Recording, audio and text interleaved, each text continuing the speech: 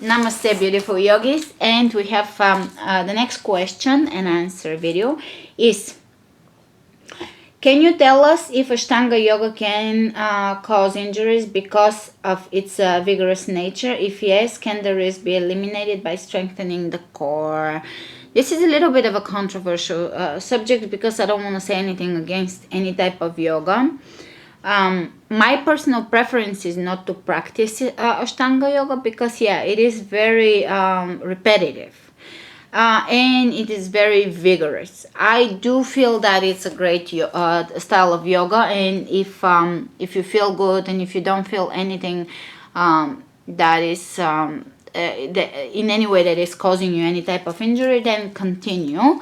If you're working with a teacher that can keep evolving your practice and giving you new poses and such, so that you're not doing the same thing over and over again, then also do that. It is very repetitive, and I don't personally do an hour and 30 minutes or an hour and 15 minutes of vigorous activity every day. I prefer to keep varying things. It feels better for my body, but overall you can do it safely, I think.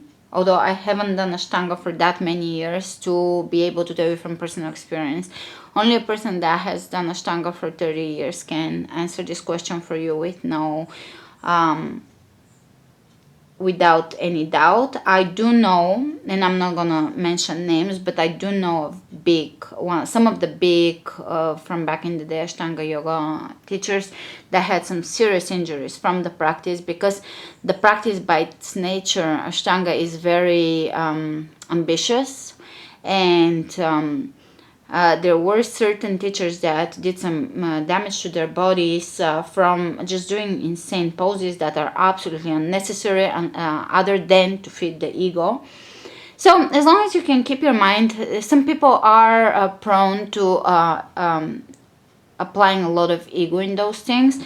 So for them, it's probably better to find something more gentle so that they're not feeding the negative sides of their personality or the weak sides of their personality.